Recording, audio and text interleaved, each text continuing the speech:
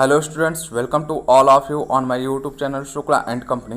बेटा, आज हम मनी एंड बैंकिंग का नेक्स्ट लेक्चर करना स्टार्ट चल रहे हैं कि लेक्चर हम स्टार्ट करें उससे पहले आप जो क्वेश्चन है उसको ध्यान से सुन लीजिए, जिसका आंसर आपको कमेंट बॉक्स में करना है। पहला क्वेश्चन आपका है, गोल्ड स्टैंडर्ड का सबसे लेटेस्ट फॉर्म कौन सा है? ध्यान से सुनिएगा, गोल्ड स्टैंडर्ड का सबसे लेटेस्ट फॉर्म कौन सा है? सेकंड क्वेश्चन आपका है, value of money and general price level में कैसा रिलेशनशिप है? Value of money and general price level में कैसा रिलेशनशिप है? अब हम चलते हैं आज के अपने लेक्चर पे कि जो हमारा आज का टॉपिक है, हमारा आज का टॉपिक है quantity theory of money, means मुद्रा का परिमाण सिद्धांत। देखते हैं इसके बारे में। In 1588 this theory was propounded by Davanzati. देखिए, ये जो आपका क्वांटिटी थ्योरी ऑफ मनी है, मीन्स मुद्रा का परिमाण सिद्धांत 1588 में दिया गया था। किसके द्वारा? डेवन जट्टी के द्वारा। अब जट्टी में देखिएगा, कहीं पे आपको जेड स्पेलिंग मिलेगा, कहीं पे जे मिलेगा, तो दोनों ही सही हैं। फिर आगे देखिए कि in 1911 this theory was discussed by Irving Fisher in the books purchasing power of money. This theory also known as Fisher's quantity theory of money. देखिए, 1588 में इस थ्योरी को क्या किया था, डेवन जेट्टी ने बताया, लेकिन उस पर उन्होंने बहुत ज़्यादा डिस्कस नहीं किया। वो मीन्स वो कह सकते हैं कि आप दब गई, उनकी बात दब गई, वो उतना ज़्यादा प्रभावी तरीके से उसको एक्सप्लेन नहीं कर पाए। इसी चीज़ को 1911 में प्रोफेसर इरविंग फिशर ने क्या किया कि अपने एक बुक लिखते हैं, the purchasing power of money. इसको आप अच्छे से याद कर लीजिए, क्योंकि इस बुक के बारे में डायरेक्ट क्वेश्चन आता है कि the purchasing power of money किसके द्वारा लिखी गई है। तो इसका करेक्ट आंसर है इरविंग फिशर। इन्होंने 1911 में अपने इस बुक में क्या किया कि इस क्वांटिटी थ्योरी ऑफ मनी के बारे में बहुत डिटेल में डिस्कस किया, और इस थ्योरी को Fisher's quantity theory of money के नाम से भी जाना जाता है। देखिए, इरविंग फिशर ने बताया क्या, उस पर हम बात करते हैं। The quantity theory is correct in the sense that the level of price varies directly with the quantity of money in circulation, provided that velocity of circulation of that money and volume trade are not changed।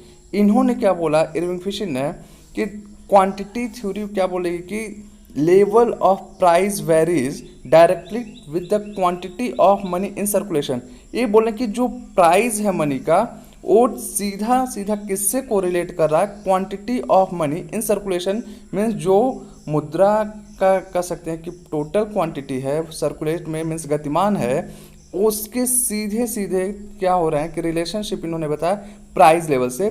लेकिन इसके साथ इन्होंने assumptions क्या देता है कि provided the velocity of circulation of that money, means उसकी जो आप कह सकते हैं कि गतिशीलता है, वेलोसिटी है वो, and volume of trade, means जो व्यापार का वॉल्यूम है वो चेंज ना हो, मीन्स एक कांस्टेंट रहे। इस चीज़ को हम आगे और देखिए एक्सप्लेन करते हैं कैसे। एजम्पशंस मीन्स इसी थ्योरी की मान्यताएं जो हैं, no change in quantity of trade and demand of money. इस थ्योरी का मेन जो एजम्पशन मान्यता है कि क्वांटिटी ऑफ ट्रेड मीन्स व्यापार में कोई नहीं बदलाव होने वाला है, और साथ ही साथ जो डिमांड ऑफ मनी है वो भी कांस्टेंट रहेगा, मीन्स मनी के डिमांड में कोई चेंज नहीं होने वाला है। ठीक, फिर आगे बात करता है, no change in quantity exchange of barter system, mean जो आपका बार्टर सिस्टम था वस्तु विनिमय, उसके क्वांटिटी में भी कोई चेंज नहीं होने वाला है। ठीक, फिर no change in credit and legal tender money. फिर जो आपकी साख मुद्रा है या लीगल मनी है, कि जो विधिग्राह्य मुद्रा है, उसमें भी कोई चेंज नहीं होने वाला है। No change in quantity of credit money. फिर ये बोल रहा है कि आपका जो क्वांटिटी है क्रेडिट मनी का वो भी नहीं चेंज होगा। And no change in velocity of money, मुद्रा की जो गतिशीलता है वो भी चेंज नहीं होगा। एक तरीके से ये सारी बातें जो हो रही हैं, इन्होंने हर चीज़ को कांस्टेंट रख दिया है बेटा, मीन्स एकदम स्थिर रख दिया है, जो कि आप देखेंगे आगे चलकर प्रैक्टिकल नहीं हो पाता है। ये सारी चीज़ मीन्स आप कहिए कि व्यापार आपका कांस्टेंट रहे, फिर जो बार्टर सिस्टम में वस्तु विनिमय में उसकी क्वांटिटी एकदम कांस्टेंट हो जाए, ये पॉसिबल नहीं है प्रैक्टिकल लाइफ में। फिर देखते हैं आगे क्या बात है। इन्होंने क्या किया, कैश ट्रांजैक्शन अप्रोच आता है, मीन्स इसके बहुत सारे फार्मूले हैं। ये फार्मूले आपको याद रखना पड़ेगा बेटा कि ये डायरेक्ट क्वेश्चन आते हैं फार्मूला से रिलेटेड। यहाँ पे बात किया गया P equal to M upon T, means M divided by T. P क्या बोला गया है, general price level, M denote कर रहा है money in circulation, T denote करता है वैल्यूम ऑफ ट्रेड। अब ये फॉर्मूला जो क्या कर रहा है इसको ध्यान से देखिएगा। This equation established direct relationship between money in circulation and volume of trade. Means जो आपका जनरल प्राइस लेवल डिसाइड किया जाता है, ये सीधा सीधा बोल रहा है कि मनी इन सर्कुलेशन, जो मनी आपका सर्कुलेशन में है, और वैल्यूम ऑफ ट्रेड, ये दोनों डायरेक्टली क्या करते हैं, प्राइस लेवल को डिसाइड करते हैं मनी के। ठीक, अब इसके डिमेरिट्स क्या हैं इसको ध्यान दीजिए कि आप इतना तो ध्यान दीजिए कि यहाँ पे केवल मनी की बात की, जो मनी सर्कुलेशन में मीन्स जो गतिमान मुद्रा है और व्यापार की बात किए हैं, लेकिन साथ ही साथ बहुत सारी चीज़ें होती हैं आज के टाइम में। देखिए जो बात कर रहा है, it ignores the velocity of money, means इन्होंने मुद्रा की गतिशीलता को इग्नोर कर दिया। It does not include credit money, और यहाँ पे क्रेडिट मनी मीन्स साख मुद्रा की बात भी नहीं आती है। चलते हैं अगले टॉपिक पे। अब इसी फार्मूला को और क्या किया गया है कि वाइडर टर्म में बोला गया कि P equal to M V upon T, ये दिया गया गिवन बाई JS मिल। यहाँ पे इन्होंने क्या किया कि पुराने फार्मूले में means P equal to M upon T में ही हल्का सा मॉडिफिकेशन किया, जो कि वेलोसिटी ऑफ मनी मीन्स मुद्रा की गतिशीलता को इन्होंने इंक्लूड किया। तो ये याद रखिएगा, P equal to M V upon T JS Mill के द्वारा दिया गया फार्मूला है। फिर अब इसी चीज़ को और एक्सटेंड किया गया फार्मूले को, P equal to M V plus M slash V slash divided by T में ए किसके द्वारा दिया गया, given by professor Irving Fisher.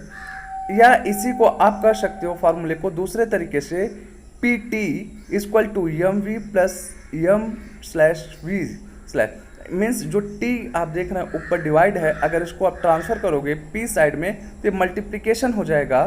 तो यहाँ पे पी आपका डिनोट कर रहा है general price level, M denote करता है money in circulation, V denote कर रहा है वेलोसिटी ऑफ मनी, और यम स्लैश डिनोट कर रहा है credit money in circulation, V denote slash denote करता है velocity of credit money, T denote कर रहा है वैल्यूम ऑफ ट्रेड मनी।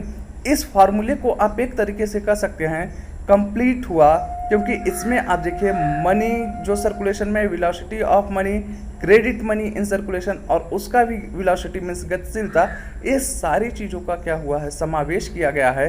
तो ये फार्मूला जो है मीन्स आप प्राइस लेवल ऑफ मनी की जो बात हो रही है, काफ़ी हद तक ये ठीक लगती है।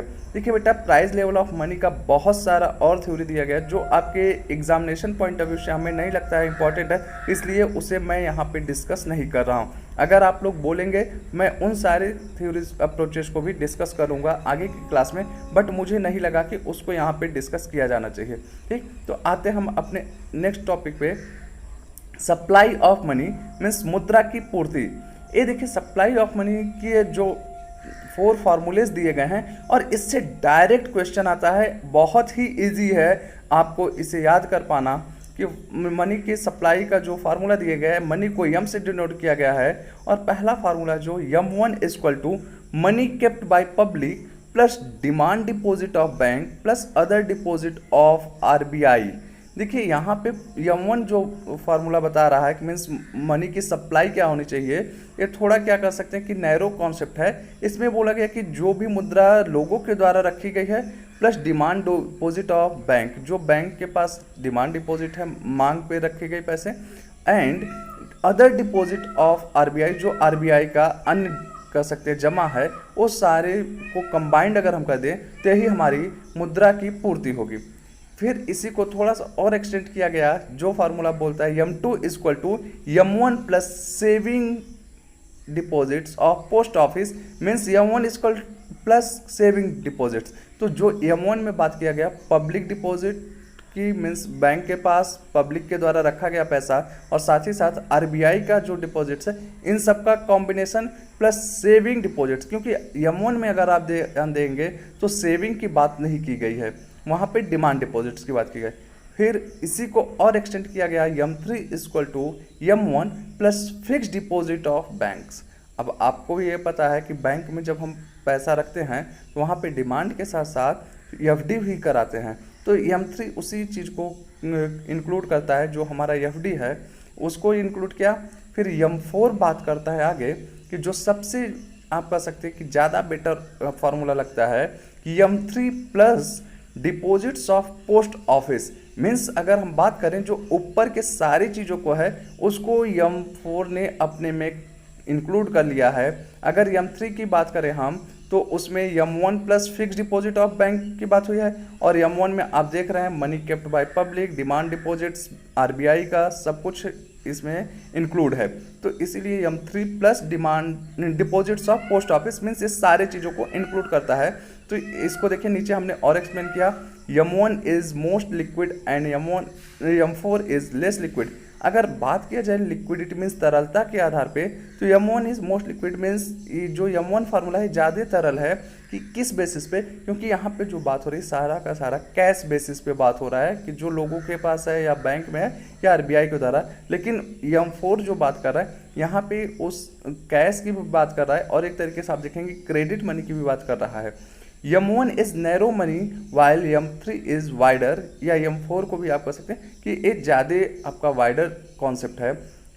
In 1998 doctor Y Reddy committee propose this formula with M0, M1, M2, M3 means ये जो फार्मूले ऊपर आप पढ़ रहे हैं इनको 1998 में डॉक्टर वाई रेड्डी के कमेटी के द्वारा प्रपोज किया गया था, मीन्स सजेस्ट किया गया था। ये सारे फार्मूले सप्लाई ऑफ मनी से रिलेटेड जो हैं, ठीक। ये फार्मूला आप याद रखिएगा, इससे डायरेक्ट क्वेश्चन आता है बेटा। इसमें आपको बहुत ज़्यादा कुछ भी घुमाने की बात नहीं होती है, सीधा सीधा आपका फार्मूला आ जाता है। सप्लाई ऑफ मनी का कौन सा फार्मूला ज़्यादा नैरो है, या आप कह सकते हैं कि कौन सा वाइडर है, कौन सा लिक्विड है या लेस लिक्विड है, या इसमें से फार्मूले देकर पूछ लिए जाते हैं कौन सा लेटेस्ट फार्मूला है। तो ये आप याद रखिएगा चारों फार्मूले को, ठीक।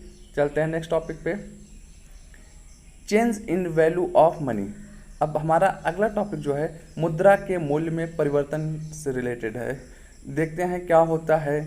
Change in value of money means change और fluctuation in purchasing power of money. Means जब मुद्रा के मूल्य में परिवर्तन की बात हम करते हैं तो आपको भी पता होगा मुद्रा का मूल्य बेसिकली है क्या, परचेजिंग पावर ऑफ मनी ही तो वैल्यू ऑफ मनी होता है। तो अब यहाँ पे बात हो रहा है कि अगर जो परचेजिंग पावर ऑफ मनी है उसमें कोई चेंज आए तो मुद्रा के मूल्य में मीन्स वैल्यू ऑफ मनी में जाहिर सी बात है कि आपका परिवर्तन आना मीन्स चेंजेस आना स्वाभाविक है। तो अब हम अगर इसके मुद्रा के मूल्य के प्रकार देखें मीन्स कौन कौन से इसमें परिवर्तन होते हैं, तो kinds of change in value of money basically हमारे जो आप लोग पढ़े होंगे 4 टाइप्स पढ़े होंगे, लेकिन अब जो करंट सिनारियो आ चुका है 6 टाइप्स हो चुका है, 2 और आए हैं जो कि बहुत कम अभी वो चीज़ें डिस्कस हुई हैं। देखिए हम बात करते हैं, पहला जो है इन्फ्लेशन, मुद्रास्फीति या मुद्रा प्रसार जिसको बोलते हैं, फिर डिफ्लेशन, मुद्रा अपस्फीति या मुद्रा संकुचन, रिफ्लेशन, मुद्रा संस्फीति, डिसइन्फ्लेशन, मुद्रा अपस्फीति, फिर डिवेल्यूएशन एंड डिप्रिशिएटर। अब हम बात करते हैं सबके बारे में वन बाय वन कि ये सब क्या होते हैं, इनके कॉजेज़ क्या हैं, कैसे इनको कंट्रोल किया जा सकता है। अगर पहला हम बात करें इन्फ्लेशन जिसको मुद्रास्फीति बोलते हैं, तो value of money fallen and value of commodity increases. Normally अगर इन्फ्लेशन के हम सरल शब्दों में बोले बेटा तो महंगाई की बात की जाती है। तो अगर आप देखें महंगाई का मतलब क्या हुआ कि value of money fallen and value of commodity increases means मुद्रा का जो परचेजिंग पावर है वो कम हो जाता है, क्रय शक्ति उसकी कम हो जाती है, और जो कमोडिटी की वैल्यू होती है वो इंक्रीज करने लगती है, ठीक। आगे हम इस पे और डिस्कस करते हैं कि अब क्लासिफिकेशन ऑफ इन्फ्लेशन अगर हम बात करें मीन्स जो हमारा मुद्रास्फीति है इसके प्रकार, तो करेंसी इन्फ्लेशन। अब एक कैसे होता है करेंसी इन्फ्लेशन की बात करें तो due to excess currency issue by government means अगर मार्केट में करेंसी की अधिकता हो जाए तो उसे बोलेंगे करेंसी इन्फ्लेशन। फिर क्रेडिट इन्फ्लेशन क्या होता है नेक्स्ट हमारा कि inflation due to increase in credit by reducing CRR bank rate bank repo rate, other credit control techniques. अब देखिए SCRR, bank rate, repo rate, ये सारी चीज़ें आपको बैंकिंग में हम पढ़ाने वाले हैं। तो अब यहाँ पे देखिए कि क्रेडिट इन्फ्लेशन क्या हो रहा है कि अगर हम जो हमारे कह सकते हैं कि एक तरीके से महंगाई को जो कंट्रोल करने वाले हथियार हैं, अगर उसमें हम चेंजेस कर दें तो उससे क्या होगा कि हमारा क्रेडिट इन्फ्लेशन आएगा। फिर डेफिसिट इंड्यूस्ड इन्फ्लेशन, ये क्या है? Due to note issued for filing the gap of budget, means deficit budget की बात कर रहा है। अगर आपका जो घाटे का बजट आ जाता है, उस घाटे के बजट को कम, जो गैप होता है, खाई होती है, उसको भरने के लिए अगर हम अधिक नोट इशू कर दें तो उसे बोला जाता है deficit induced inflation. Production based inflation, अब ये क्या होता है देखते हैं। Production induced due to increase in price of commodity at the time of drought, earthquake. देखिए होता क्या है कि कई बार आपके जैसे प्राकृतिक आपदाएं आ जाती हैं, तो उसमें क्या होता है कि जो प्राइस होती है कमोडिटी की वो ज़्यादा बढ़ जाती है। तो उसका क्या होता है कि प्रोडक्शन जो होता है, मीन्स उत्पादन के आधार पे आपका क्या हो जाता है कि इन्फ्लेशन आ जाता है, तो उसी को बोलते हैं प्रोडक्शन बेस्ड इन्फ्लेशन। नेक्स्ट है profit induced inflation, due to increase in profit and decrease in the cost of production. अब देखिए प्रॉफिट से रिलेटेड अगर हम इन्फ्लेशन की बात करें तो ये कैसे होता है, आपका प्रॉफिट इंक्रीज कर जाता है और कॉस्ट ऑफ प्रोडक्शन जो है एक घट जाता है, तो वहाँ पे जो इन्फ्लेशन आता है वो प्रॉफिट इंड्यूस्ड इन्फ्लेशन बोला जाता है। फिर demand pull inflation, when population and demand increases then rise in price of commodity leads to inflation. देखिए जब आपका जनसंख्या बढ़ता है और साथ ही साथ डिमांड बढ़ता है, तो आप भी जानते हैं कि किसी भी कमोडिटी की प्राइस ऑटोमेटिक क्या होती है कि इंक्रीज करने लगेगा, ठीक। तो इसी को बोला जाता है डिमांड पुल इन्फ्लेशन। फिर चलते हम नेक्स्ट टॉपिक पे आ रहे हैं बेटा, 7th point, over investment inflation. अब ओवर इन्वेस्टमेंट इन्फ्लेशन देखिए क्या है, मोर इन्वेस्टमेंट, फिर more money in circulation and inflation. अब देखिए जब आप इन्वेस्टमेंट अगर बहुत ज़्यादा करेंगे, तो इन्वेस्टमेंट बेसिकली होता क्या है, जो आपकी सेविंग होती है उसी को तो मार्केट में कहीं ना कहीं आप इन्वेस्ट करते हैं। तो जैसे ही आप अपने सेविंग को मार्केट में लाएंगे तो मनी क्या होगा, मार्केट में ज़्यादा सर्कुलेट होगा, और जब भी मार्केट में मनी ज़्यादा हो जाता है तो इन्फ्लेशन हो जाता है बेटा। और वो जो इन्फ्लेशन होगा इन्वेस्टमेंट से कह सकते हैं कि आपका कोरिलेट करेगा। फिर open and suppressed inflation, increase in price of commodity. देखिए अब प्राइस ऑफ कमोडिटी का जो आपका कॉन्सेप्ट है दो तरीके से होता है, एक नो कंट्रोल और दूसरा है कंट्रोल। अगर आपका प्राइस ऑफ कमोडिटी कंट्रोल नहीं हो पा रहा है तो उसको ओपन इन्फ्लेशन बोला जाता है। अगर उसी प्राइस ऑफ कमोडिटी को आप कंट्रोल कर लेते हैं तो ये सप्रेस्ड इन्फ्लेशन बोला जाता है, ठीक। फिर बात करते हैं full inflation, when the economy reaches in complete employment and thereafter increase in price the full inflation occurred. कहने का मतलब यह है कि जब आपकी इकोनॉमी पूरी तरीके से रोजगार प्रोवाइड करा देती है and thereafter increase in price, फिर उसके बाद क्या हो रहा है कि प्राइस लेवल में आपका इंक्रीमेंट हो जाता है, तो ऐसे इन्फ्लेशन को क्या बोलते हैं, फुल इन्फ्लेशन बोला जाता है, ठीक। अब बोलते हैं partial inflation, occurred before full inflation in price of commodity increase. Means जो ये आपका फुल इन्फ्लेशन की बात हम किए हैं अभी, कि जहाँ पे आपका कंप्लीट एम्प्लॉयमेंट हो जाता है, मीन्स पूरी तरीके से रोजगार, उसके पहले का जो पोजीशन होता है उसको क्या बोला जाता है, पार्शियल इन्फ्लेशन बोला जाता है। फिर नेक्स्ट आपका है कॉस्ट पुश इन्फ्लेशन। अब ये क्या है, price increase due to cost increases leads to cost push inflation. Means अगर आपका जो प्राइस ऑफ कमोडिटी है वो कॉस्ट के बढ़ने की वजह से बढ़ जा रहा है, तो ऐसे इन्फ्लेशन को कॉस्ट पुश इन्फ्लेशन बोला जाता है। आते हैं हम अपने नेक्स्ट टॉपिक पे इन्फ्लेशन से रिलेटेड, कॉजेज ऑफ इन्फ्लेशन। अब बात आ रहा है कि इसके कौन कौन से कारण हैं इन्फ्लेशन के। तो देखिए पहला जो हमारा है increase in quantity of money, means अगर हमारे जो मनी की क्वांटिटी है वो इंक्रीज कर जाए तो उसके वजह से इन्फ्लेशन होता है। तब इसमें देखते हैं बहुत सारे पॉइंट्स हैं, monetary and credit policy of government means जो गवर्नमेंट की पॉलिसी है, मॉनेटरी पॉलिसी है या साख की पॉलिसी है, उसमें चेंजेस होने की वजह से हमारा इन्फ्लेशन होता है। फिर credit policy of commercial bank, अगर कॉमर्शियल बैंक की क्रेडिट पॉलिसी जो है मीन्स लोन देने की पॉलिसी है वो इजी हो जाए तो उससे क्या होगा कि मनी इंक्रीज कर जाएगा मार्केट में, तो इन्फ्लेशन आएगा। फिर increase in velocity of money, मुद्रा की जो गतिशीलता है अगर वो बहुत ज़्यादा तेज हो जाए तो उससे भी क्या होगा कि हमारा इन्फ्लेशन आएगा। Arrangement for filling the deficit budget, जैसा कि हम पहले भी एक बात कहें कि जब हमारा घाटे का बजट होता है अगर उसके गैप को भरने के लिए नोट इशू की जाए तो उससे भी क्या होगा कि इन्फ्लेशन आएगा। फिर increase in unproductive expenses means जो अननेसेसरी एक्सपेंसेस हैं अगर वो आपके बढ़ने लगें तो उसकी वजह से भी क्या होगा कि इन्फ्लेशन, महंगाई आएगी। फिर दूसरी बात आ रही है डिक्रीज इन प्रोडक्शन। अब डिक्रीज इन प्रोडक्शन की वजह से भी क्या होगा कि आपका इन्फ्लेशन आएगा। पहला क्या था कि increase in quantity of money means मुद्रा बढ़ जाए मार्केट में। फिर दूसरी बात क्या आ रही है कि आपका प्रोडक्शन घट जाए। तो अब प्रोडक्शन घटने के बहुत सारे फैक्टर्स हैं। नेचुरल फैक्टर्स की बात है, अर्थक्वेक, ड्रॉट मीन्स भूकंप आ जाए या सूखा पड़ जाए या बहुत ज़्यादा बारिश हो जाए, ठीक। फिर टेक्निकल चेंजेस कि जो टेक्नोलॉजी आपकी है वो चेंज हो जाए कि आप जिस टेक्नोलॉजी को यूज़ कर रहे थे अब वो यूज़ करने लायक नहीं रहे तो उसकी वजह से आपका प्रोडक्शन घट सकता है। इंडस्ट्रियल डिस्प्यूट, कई बार क्या होते हैं कि जो हमारे औद्योगिक झगड़े होते हैं उनकी वजह से भी प्रोडक्शन बंद हो जाता है या घट जाता है। फिर इंक्रीज इन पॉपुलेशन, या हम कहें कि दूसरा तरीका क्या है कि पॉपुलेशन बढ़ जाए, जो प्रोडक्शन मेरा हो रहा था वो कांस्टेंट रहे मीन्स प्रोडक्शन में कोई भी परिवर्तन ना हो, पॉपुलेशन बढ़ जाए तो ऑटोमेटिक आप कह सकते हैं एक तरीके से प्रोडक्शन घट गया क्योंकि जो हमारी पॉपुलेशन है उसके अकॉर्डिंग क्या हो रहा है कि प्रोडक्ट जो डिमांड है वो फुलफिल नहीं हो पा रही, सप्लाई नहीं हो पा रहा।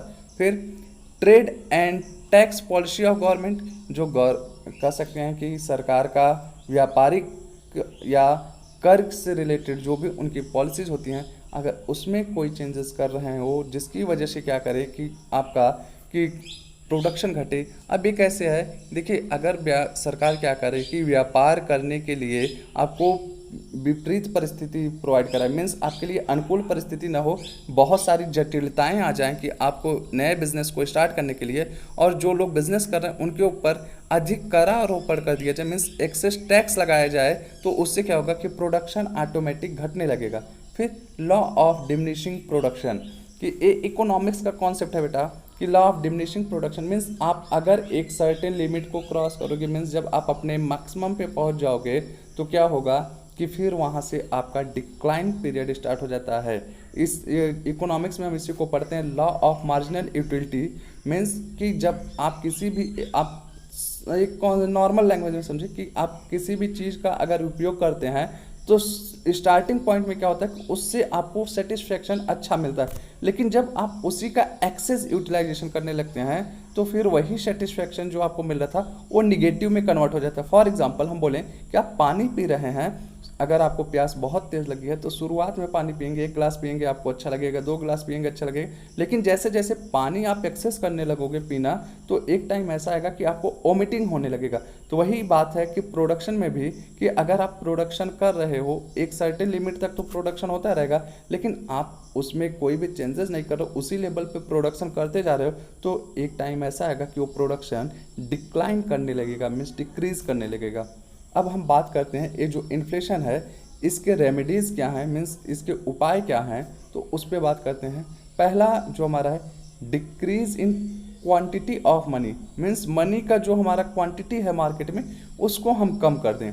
अब इसको कैसे कर सकते हैं, मॉनेटरी कंट्रोल के तरीके से। दो हमारे पास ऑप्शन रहते हैं, एक क्रेडिट कंट्रोल जो बैंक अप्लाई करते हैं मीन्स आप लोन देना कम कर दो, फिर जो रेपो रेट है, सीआरआर है, बैंक रेट है, इसके रेट्स को बढ़ाइए, ठीक। फिर बात है आपकी decrease the quantity of money in circulation means जो मुद्रा प्रचलन में है, सर्कुलेशन में है, उसकी क्वांटिटी को भी आप कम करो, ज़्यादा नोट इशू मत करो। तो ऐसे ही में क्या होगा कि आपका इन्फ्लेशन कंट्रोल हो सकता है। फिर फिजिकल की बात कर रहा है, डिस्काउंट इन पब्लिक एक्सपेंसेस, फिर जो आपके कह रहे हैं कि लोगों के खर्चे हैं उन खर्चों को आप क्या करिए, कम करिए। फिर increase in tax and public loans, आपका टैक्स जो है उसको बढ़ाइए, पब्लिक लोन्स को क्या करिए कि अधिक से अधिक वो क्या करिए कि ऐसा पॉलिसी बनाइए कि लोन लोग कम लेना, ज़्यादा लेना स्टार्ट करें। तो उससे क्या होगा कि महंगाई पे कंट्रोल होने लगेगा। आजकल देखिए बैंक्स क्या कर रही हैं, लोन देने की कोशिश कर रही हैं, ठीक। फिर प्रमोट सेविंग्स, बचत की आदत को क्या करिए, बढ़ावा दीजिए कि लोग बचत अधिक से अधिक करें। फिर बैलेंस्ड बजट पॉलिसी, जो आपका डेफिसिट बजट जा रहा है उसको ऐसा बनाइए कि वो न तो आपका बहुत ज़्यादा डेफिसिट हो, न तो बहुत ज़्यादा सरप्लस रहे। फिर नेक्स्ट है इंक्रीज इन प्रोडक्शन, कि आप जैसा कि ऊपर हम लोग देखें हैं इन्फ्लेशन के कॉजेज में प्रोडक्शन डिक्रीज होता था तो इन्फ्लेशन होता है, तो वहीं पे यहाँ पे बोल रहा है कि प्रोडक्शन को क्या करिए, बढ़ाइए। कि अब कंट्रोल ऑन एक्सपोर्ट, अगर आप क्या कर रहे हैं बहुत ज़्यादा माल को विदेशों में बेच रहे हैं तो उस चीज़ पे कंट्रोल कीजिए। फिर इंक्रीज इंपोर्ट, अधिक से अधिक माल को बाहर से मंगाइए। Promote agriculture and industrial production, की जो आपके कृषि से रिलेटेड हैं या औद्योगिक चीज़ें हैं उनका प्रोडक्शन अधिक कराइए। फिर रेगुलेशन एंड डिस्ट्रीब्यूशन, कि आपका जो कह सकते हैं कि डिस्ट्रीब्यूशन चैनल है उसको अच्छा बनाइए कि ताकि टाइमली सामान एक स्थान से दूसरे स्थान तक जा सके। फिर प्राइस कंट्रोल, जो आपका मूल्य है उस पर भी क्या करिए, अंकुश लगाइए कि बहुत ज़्यादा प्राइस ना बढ़े। तो ये सारे रेमेडीज़ हैं कि जो क्या हैं कि इन्फ्लेशन को कंट्रोल कर सकते हैं। नेक्स्ट हमारा पॉइंट है डिफ्लेशन। अब डिफ्लेशन के बारे में देखते हैं। Value of money increases and value of commodity decreases. Inflation का जस्ट अपोजिट है डिफ्लेशन। डिफ्लेशन में क्या हो रहा है कि वैल्यू ऑफ मनी इंक्रीज कर रहा है और वैल्यू ऑफ कमोडिटी डिक्रीज कर जा रहा है। अब इसके रीजंस क्या हैं वो हम देख लेते हैं। लेस क्वांटिटी ऑफ मनी, कम मुद्रा रहे तब। फिर इंक्रीज इन पॉपुलेशन, जनसंख्या बढ़ जाए। हैवी टैक्स इम्पोजन, मीन्स टैक्स बहुत ज़्यादा लग जाए। फिर स्ट्रिक्ट रेमेडी ऑन इन्फ्लेशन, कि जो इन्फ्लेशन को कंट्रोल करने की पॉलिसी है वो बहुत ही ज़्यादा सख्त अगर आप कर देंगे तो आपका डिफ्लेशन का सिचुएशन बन जाएगा। फिर इंक्रीज मोर इम्पोर्ट, अगर आप बहुत ज़्यादा आयात करने लगेंगे, सामान को मंगाने लगेंगे तो तब भी आपका डिफ्लेशन का सिचुएशन बनेगा। फिर पॉलिसी ऑफ क्रेडिट कंट्रोल, जो CRR है, बैंक रेट है, इन सब का अगर आप गलत तरीके से यूज करेंगे तो डिफ्लेशन का सिचुएशन बनेगा। प्रॉफिट बजट, मीन्स अगर आपका बजट जो है वो प्रॉफिट में जाने लगेगा तो तब भी आपका डिफ्लेशन का बजट बनेगा। इन्फ्लेशन में क्या होता था, डेफिसिट बजट की बात होती थी। अब आगे चल रहे हैं इसी चीज़ को और डिटेल में। रेमेडीज़ क्या हैं कि मीन्स डिफ्लेशन को कंट्रोल करने का, तो increase in quantity of money, यहाँ पे मनी की क्वांटिटी को बढ़ाइए। क्रेडिट इन्फ्लेशन, की जो आपकी शाख मुद्राएं हैं उनको बढ़ावा दीजिए। टैक्स रिडक्शन, कर को कम कीजिए। पब्लिक एक्सपेंसेस इंक्रीमेंट, जो लोगों के खर्चे हैं उनको बढ़ाइए। मीन्स पब्लिक एक्सपेंसेस इंक्रीमेंट की बात जो हो रही है कि लोगों को अधिक खर्च करने के लिए प्रोत्साहित कीजिए कि वो मार्केट में पैसे को क्या करें, अपने सर्कुलेट करें। प्रमोट बैंकिंग फैसिलिटीज़, बैंकों को अधिक से अधिक बढ़ावा दीजिए। Economical support to traders and industries, जो आपके व्यापारी हैं या जो औद्योगिक क्षेत्र हैं उनको क्या करिए कि आप अधिक से अधिक सपोर्ट दीजिए, प्रोत्साहन दीजिए। फिर remedies of public loan, redemption of public loans, जो लोगों के लोन हैं उनको क्या कीजिए कि एक तरीके से आप कह सकते हैं माफ़ कराइए या उनका रिपेमेंट कराइए। Export promotion and import substitution, अधिक से अधिक निर्यात पे आप फोकस करिए, आयात को घटाइए। डिस्ट्रक्शन ऑफ ओवर प्रोडक्शन, कि जो आपका ओवर प्रोडक्शन हो रहा है उस पर फोकस करिए। Over production purchase by government, और आपका जो ओवर प्रोडक्शन हो रहा है उसको क्या करे, गवर्नमेंट परचेज कर ले। मीन्स आप देखिए कि अगर अधिक प्रोडक्शन हो जाएगा तो डिफ्लेशन का सिचुएशन आ जाएगा, और अगर इसको कंट्रोल करना है तो उस ओवर प्रोडक्शन को क्या करे, गवर्नमेंट परचेज कर ले। देखिए कभी कभी क्या होता है कि आप ही देखिए कि मानसून अच्छा हो जाता है तो किसानों के पास कृषि उपज बहुत ज़्यादा हो जाती है। ऐसे केस में क्या होता है कि जो उसी की लागत होती है उस लागत से भी कम उसको प्राइस मिलने लगता है, मीन्स उसको आप कह सकते हैं डिफ्लेशन का सिचुएशन होता है। तो वहाँ पे क्या करना चाहिए, सरकार देखिए क्या करती है कि अक्सर उनके सामानों को खरीदने लगती है। अगर आपको हम अभी करेंट टाइम का एग्जांपल देना चाहें तो आप याद करिए पिछले साल क्या था, ओनियंस का रेट जो था, मीन्स प्याज का दाम बहुत ही ज़्यादा था, और इस साल देखिए वही प्याज का दाम एकदम कम हो चुका है, मीन्स 10 रुपये किलो लगभग आ गया है। तो अब हुआ क्यों, क्योंकि इस साल प्याज का प्रोडक्शन बहुत ज़्यादा हो गया। तो अब इस चीज़ को क्या कर सकते हैं कि कंट्रोल करने के लिए गवर्नमेंट प्याज का क्रय कर ले तो ज़्यादा बेटर होता है। या इसी तरीके से कोई भी आप एग्रीकल्चर प्रोडक्शन की बात कर सकते हैं कि अगर वो जब बहुत ज़्यादा प्रोडक्शन हो जाएगा तो उसका रेट कम हो जाता है, मीन्स डिफ्लेशन की सिचुएशन होती है। तो ऐसे केस में गवर्नमेंट उस चीज़ को परचेज करने लगती है, तो ताकि ऐसा सिचुएशन ना क्रिएट हो। अब बात आता है effect of inflation and deflation, means जो आपका ये महंगाई कह सकते हैं या आपका जो एक तरीके से कहते हैं मंदी का दौर जो है वो किसके लिए फ़ायदेमंद है, किसके लिए घाटे की बात है। तो इससे रिलेटेड भी क्वेश्चन आपका डायरेक्ट आ जाता है बेटा। तो ये देखिए कि अगर हम बात करें सैलरीड पर्सन, जो लोग सैलरी पाने वाले हैं, तो उनके लिए इन्फ्लेशन घाटा होता है। डिफ्लेशन की सिचुएशन में क्या होता है कि उनको प्रॉफिट होता है।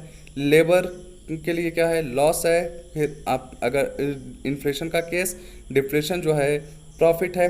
हम ये कहेंगे कि इस चार्ट को बेटा आप पढ़कर खुद से इसको एनालिसिस करने की कोशिश करिए, क्योंकि इन्फ्लेशन और डिफ्लेशन को हमको समझाएं, और इस चार्ट को जब आप अपने से एनालिसिस करेंगे तो ज़्यादा बेटर होगा। देखते हैं कि क्या आप इसको एनालिसिस कर पाते हैं कि नहीं। अगर आप लोग इस चीज़ को नहीं समझ पाते हैं तो हमें कमेंट बॉक्स में कमेंट करके बताइएगा, तब मैं इस चार्ट को नेक्स्ट क्लास में आपको समझाऊंगा। क्योंकि मैं चाहता हूं कि अब इन्फ्लेशन और डिफ्लेशन पढ़ने के बाद आप लोग इसको थोड़ा सा समझने की कोशिश कीजिए। देखते हैं कि क्या आपका माइंड उस लेवल का डेवलप हुआ कि नहीं, कि क्यों किसके लिए प्रॉफिट की बात हो रही है या किसके लिए लॉस की बात हो रही है, ऐसा क्यों बोला जा रहा है। ठीक, फिर हम आते हैं अपने नेक्स्ट टॉपिक पे, जिसको बोला जाता है disinflation. Voluntary step taken for controlling the inflation is called disinflation।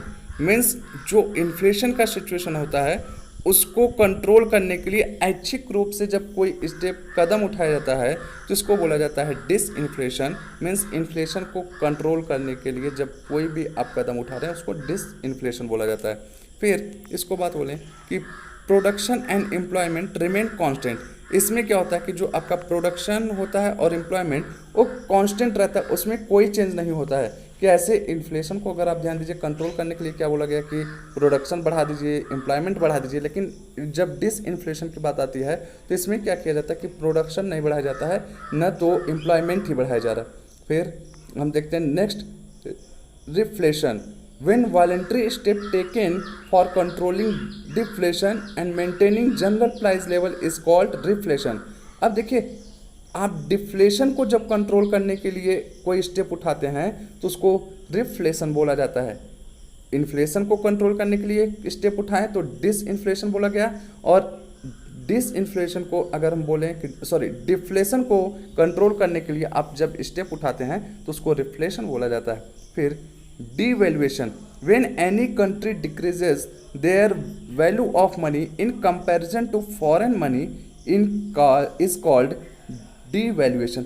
Means जब कोई भी देश अपने देश की मुद्रा का वैल्यू घटा दे किसी भी दूसरे देश के कंपैरिजन में। कहने का मतलब जैसे कि अगर भारतीय रुपया जो है इसका मूल्य किसी विदेशी मुद्रा के कंपैरिजन में घटा दिया जाए तो ऐसे सिचुएशन को आपका बोला जाता है डिवैल्यूएशन। ठीक, तो उम्मीद करते हैं ये सारे टॉपिक्स आपको समझ में आए होंगे। अगर आपका कोई भी कन्फ्यूजन होगा बेटा तो आप कमेंट बॉक्स में पूछ सकते हैं। नेक्स्ट क्लास में हम मनी के टॉपिक को कवर कर देंगे। मीन्स हमारा मनी अगला जो क्लास होने वाला है वो लास्ट क्लास होगा मनी का, और फिर हम अपने बैंकिंग के टॉपिक को स्टार्ट करेंगे। मिलते हैं अगले क्लास में, तब तक के लिए गुड लक, थैंक यू।